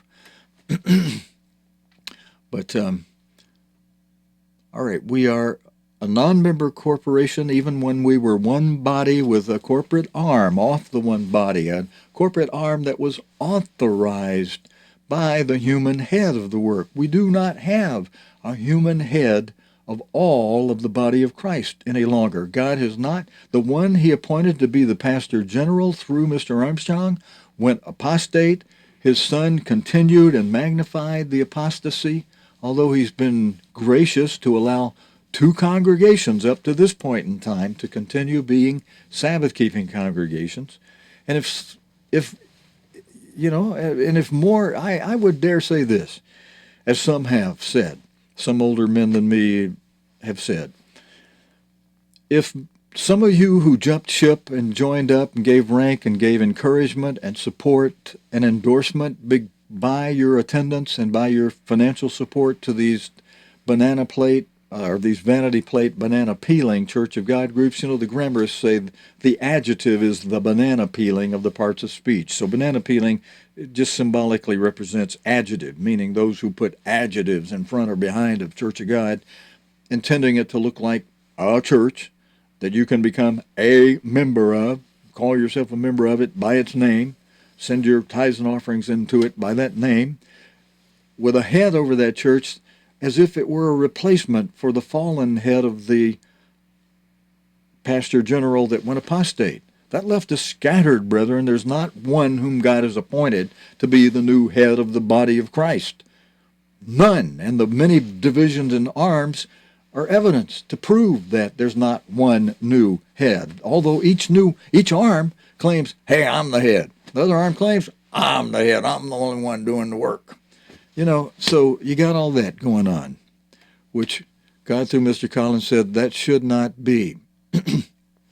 Now, I've got a slide that tells you something that I asked Mr. Armstrong. When I asked Mr. Armstrong what he would say our spiritual goals should be, some of you have heard me tell this before, he said that the top two spiritual goals of those called and chosen now, and this is what we really need to be focusing on and know, especially with this group teaching one thing out there and that group teaching another thing out there.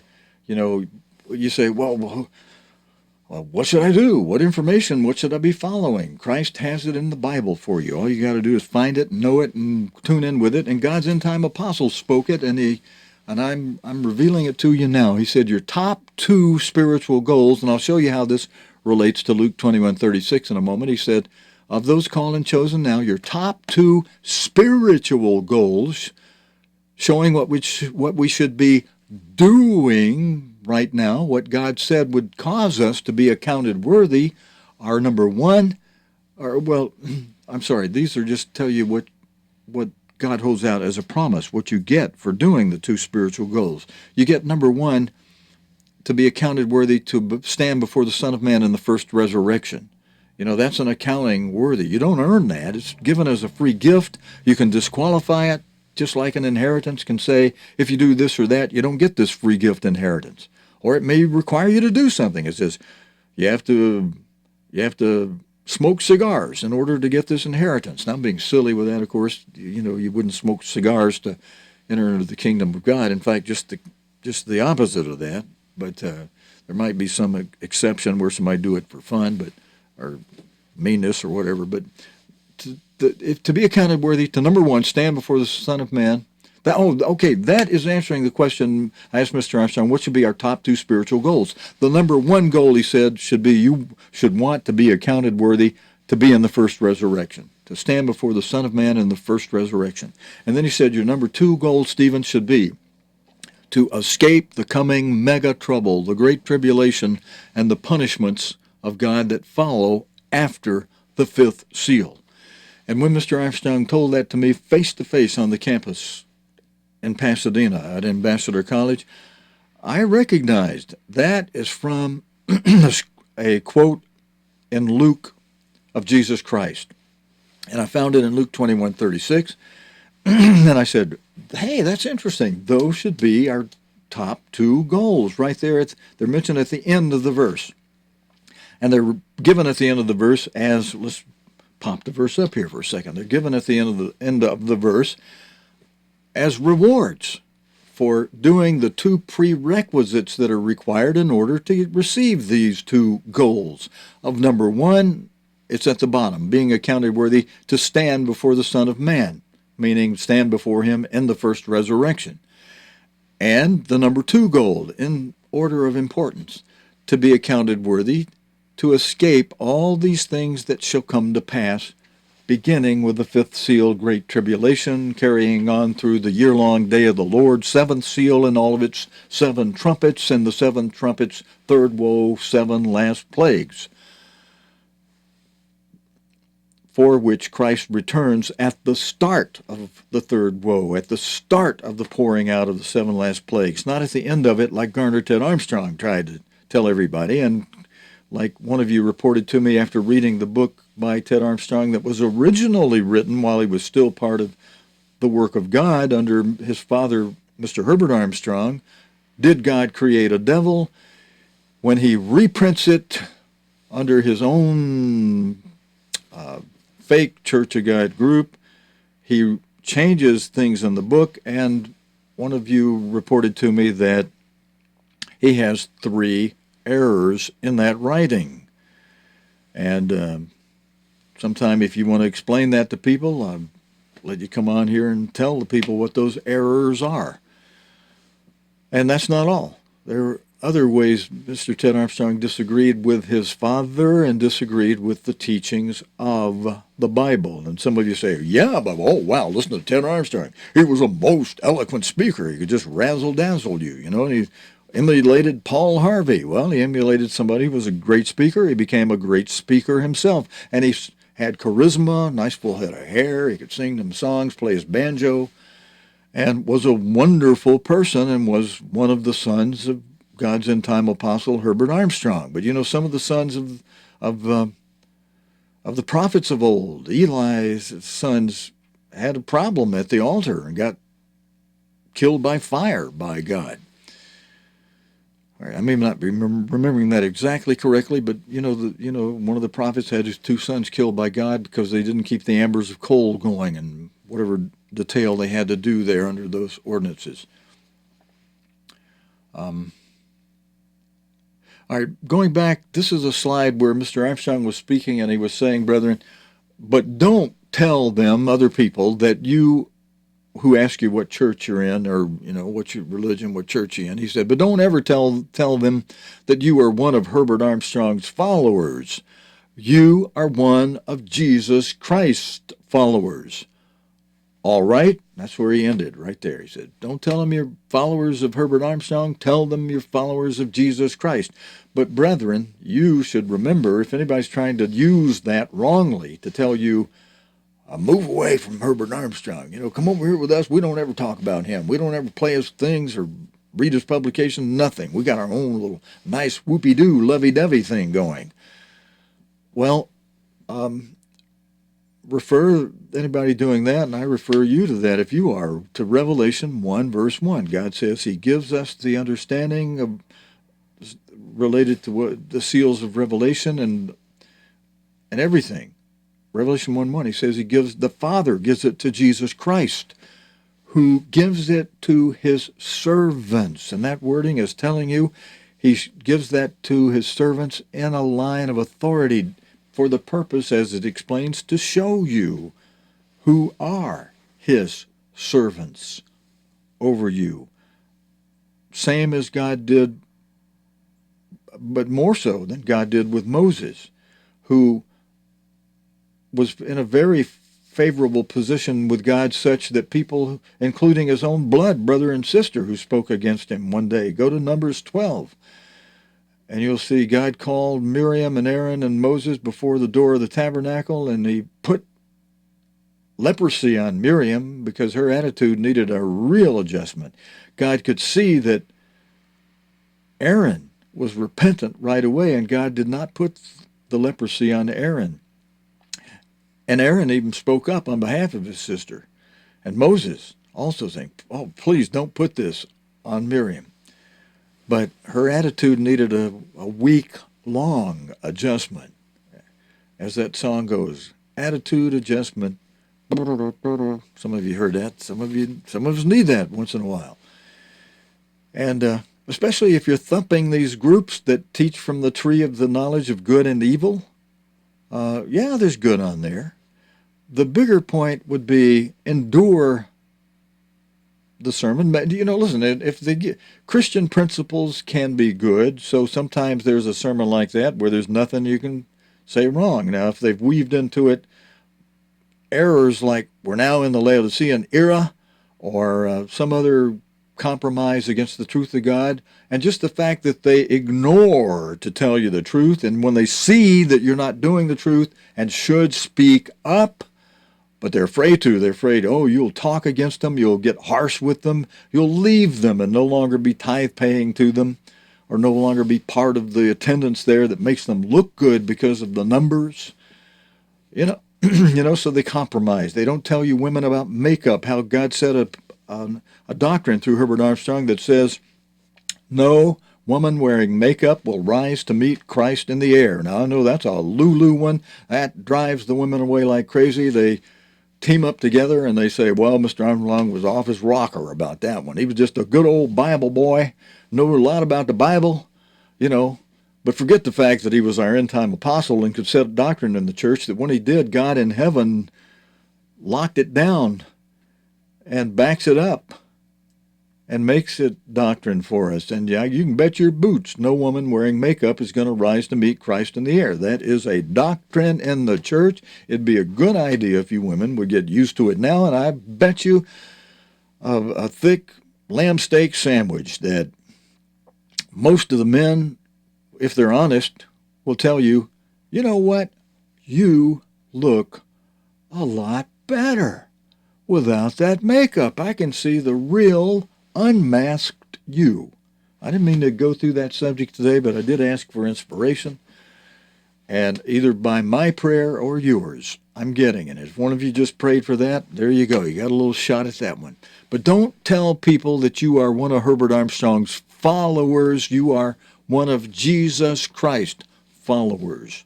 All right? Mr. Armstrong ended right there on that. Let me see if I just got another slide. I got a note at the bottom. Let's see what that says. It says that, well, hit the wrong button. Let's see. The note at the bottom. Then we're going to sing a hymn together, brethren, because this is a Sabbath day. Even though it's a trying time with Tropical Storm Nestor about to rip through some damage through the United States, the Hurricane Center is saying the total damage for this year is expected to be $22 billion from hurricane damage in 2019. In 2019, this year alone, $22 billion of damage is forecast to be done in the United States this year. Dorian, earlier in the year, already did a good portion of that 22 projected total for the year, $22 billion.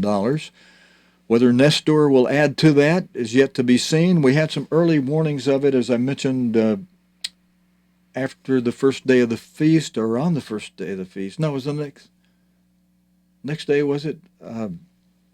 When one of the sisters was traveling from here in the Birmingham, Alabama area down to Florida. As she got to Montgomery, whoa, the torrential rain that was coming down was so ferocious that she had to pull off the road.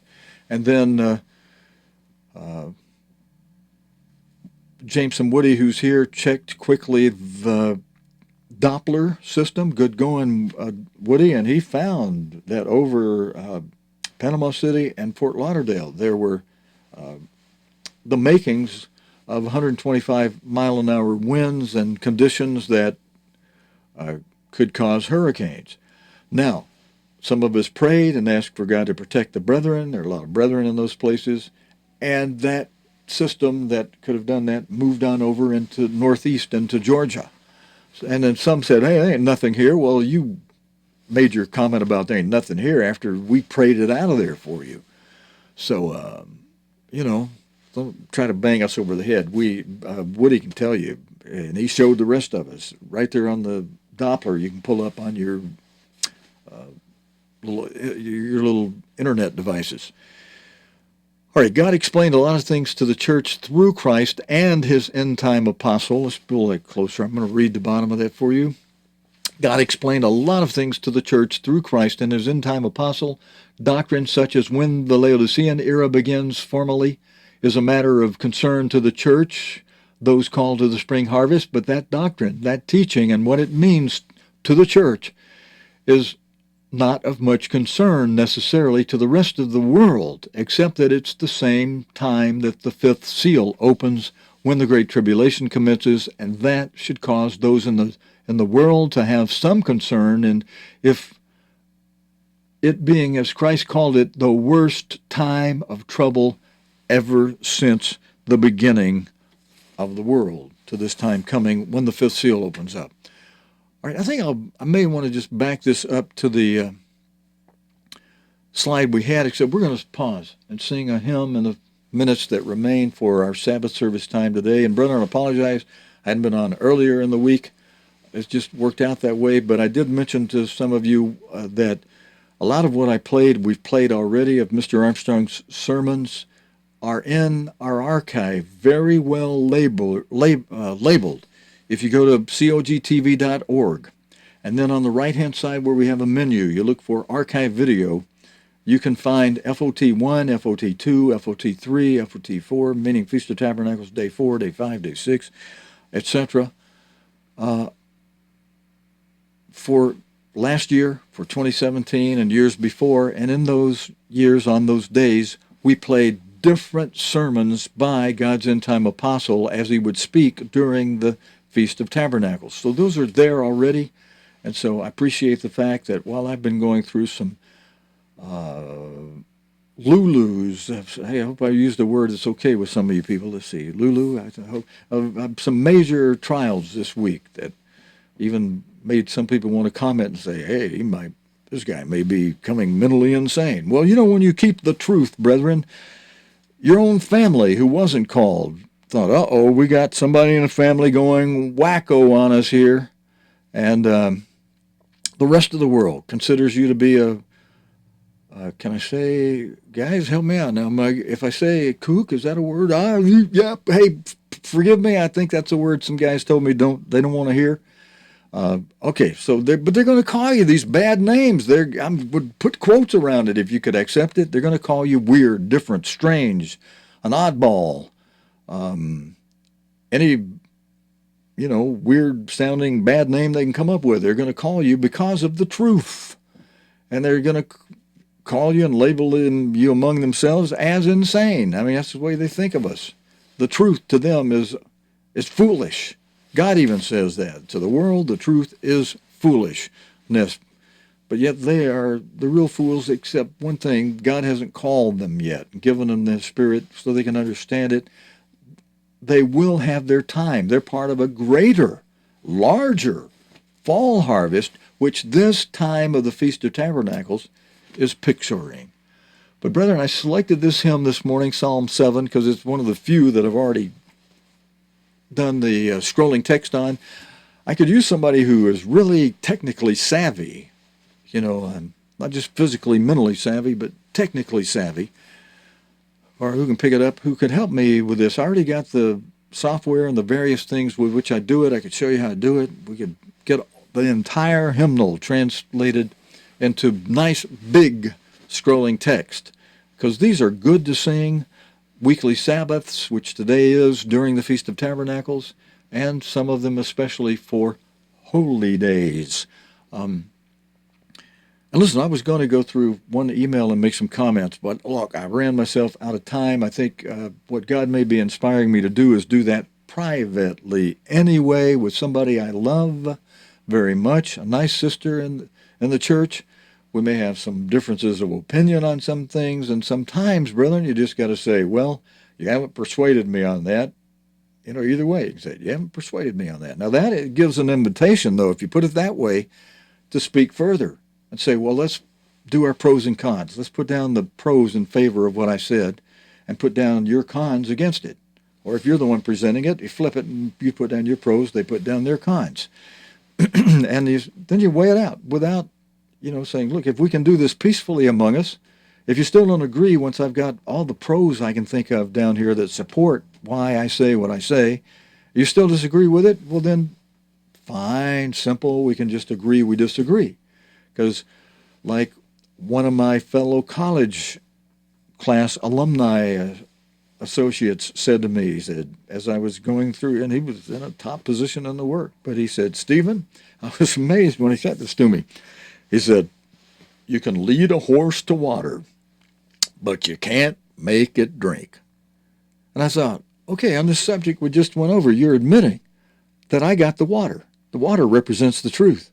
But you ain't going to drink the truth because you don't want the truth right now. You don't like the truth.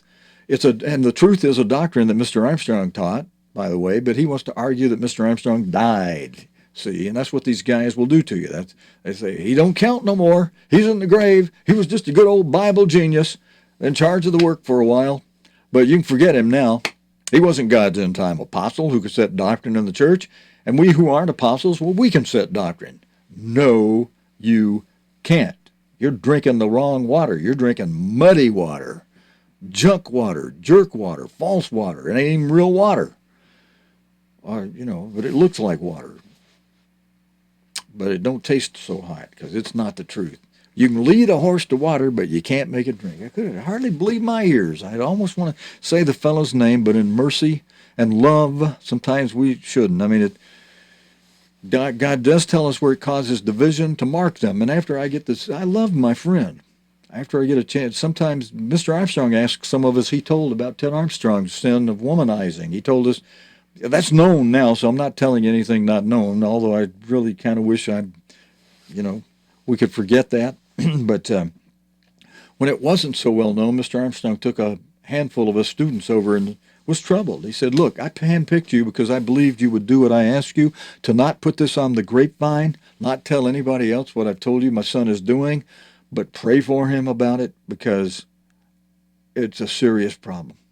And if God will turn it around, we can fulfill that scripture that says, love covers a sin. And there's some who have a great love like that, and I hope to be able, God willing, to say, let's go fellowship with some of them. Now we're watching adverse weather. I think we've been praying, it's moving northeast, and some we fellowship with are going to be in some groups that may fulfill what I talked about today, and their leaders are going to be teaching things in compromise. And so you tell your leaders gently, and if they change, praise God. Okay? All right, let's sing this hymn.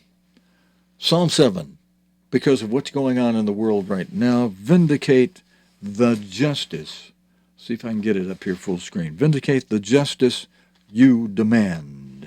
Let's all sing together. Oh, I'm gonna have to lead this for you because it's an instrumental version of this hymn. Oh, and brethren,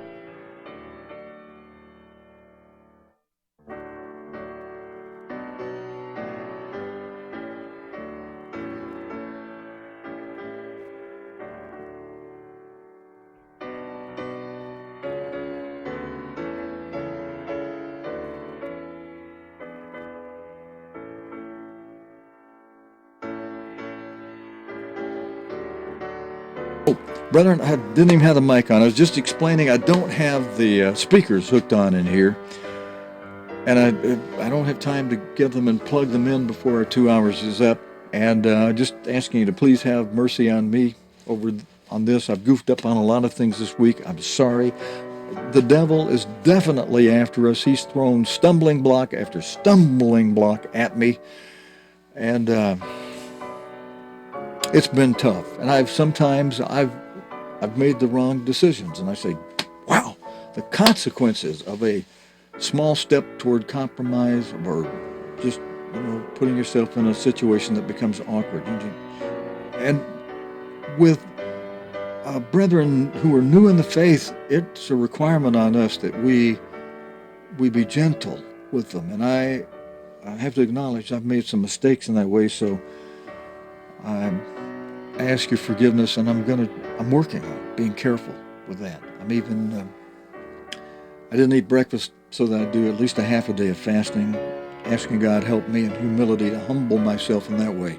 There's some things, though, that I do not compromise.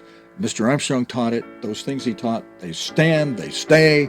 Anybody who's compromised, and it'll put you alone. See, that's the sad thing. Those of you who are preaching love, you should say, I love the truth more than I love someone who's compromising and committing evil.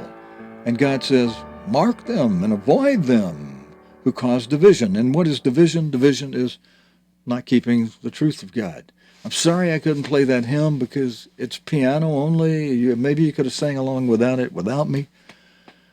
But the times are serious. It is, you sing hymns when you're happy and when you're afflicted. And we're under, we are under some affliction with this weather, brethren. We need to be praying for the brethren that are in the path of it. There are brethren, even though they're at banana peeling, vanity plate groups, there are brethren there nonetheless, even though their ministers have done things they shouldn't have done. There are brethren there who don't understand. It's on the minister's back, although you really shouldn't be endorsing them. But we should pray mercy upon those brethren, help them to learn what God wants them to learn safely and without injury. And some of that path of the tropical storm Nestor is headed up the East Coast, where there are brethren in those states where they're observing the feast the rest of this year. That's it for today, brethren, on this regular Sabbath. I know it was a heavy one today. It was kind of a corrective one today, and it was one of the kind of sermons Mr. Armstrong would say, brethren, don't applaud for me when I go out there, because sometimes I have to correct you, and, I don't want to feel like I have to soften up the correction any. Sometimes we need correction.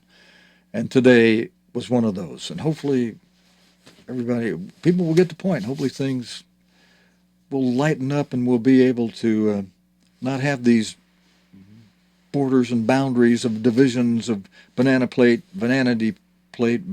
church division groups among us. So that's my talk for today. Thank you for joining us on this regular Sabbath. We will have the closing music I usually close out of here with. That's a nice piece that was the closing music for Mr. Armstrong's program. So, brethren, happy Sabbath rest of today. God willing, and the creek don't rise, we'll see you again during Feast of Tabernacles. If you missed it yesterday, I ask you to watch yesterday's talk from Blue Creek.